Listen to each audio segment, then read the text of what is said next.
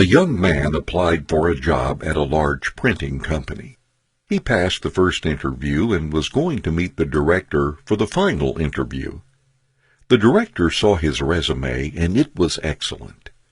At the interview, the director asked, "Have you received a scholarship for school?" The young man replied, "No." "Was it your father who paid for your studies?" asked the director.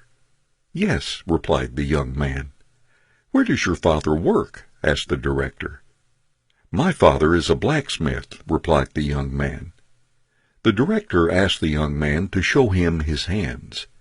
He showed a pair of soft and perfect hands. "Have you ever helped your parents at their job?" asked the director. The young man said, "Never. My parents always wanted me to study and read more books. Besides, he can do the job better than me." The director responded, "I have a request.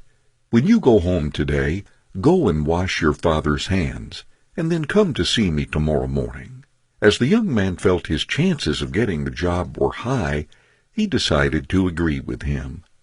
When he returned to his house, he asked his father if he would allow him to wash his hands. His father felt strange, yet happy, and showed his hands to his son. His son washed his hands slowly. It was the first time that he noticed that his father's hands were wrinkled and had many scars. Some bruises were so painful that his skin shuddered when he touched them. This was the first time that his son recognized what it meant for this pair of hands to work every day to be able to pay for his studies.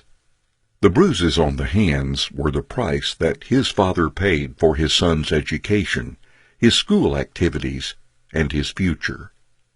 After cleaning his father's hands, the young man stood in silence and began to tidy and clean up the workshop. That night, the father and son talked for a long time. The next morning, the young man returned to the director's office.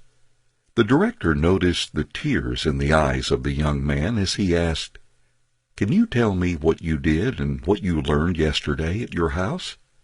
The young man replied, "I washed my father's hands, and when I finished, I stayed and cleaned his workshop. Now I appreciate and recognize that without my parents, I would not be who I am today. By helping my father, I now realize how difficult and hard it is to do something on my own. I have come to appreciate the importance and the value in helping the family." The director said, "This is what I look for in my people. I want to hire someone who can appreciate the help of others, a person who knows the hardship of others to do things, and a person who does not put money as their only goal in life. You are hired." Children who always get what they want develop "I have the right" mentality and always put themselves first, ignoring the efforts of their parents. If we are this type of protective parent, are we really showing love, or are we destroying our children? These type of parents may feel that they're showing love to their children, but they are actually destroying them. It's great to give your children a great life, but when you're washing the floor or painting the wall, please let them experience that too. After eating, have them wash the dishes with their brothers and sisters. The most important thing is that your children learn to appreciate your efforts, to experience the difficulties, and to learn the ability to work with others to get things done.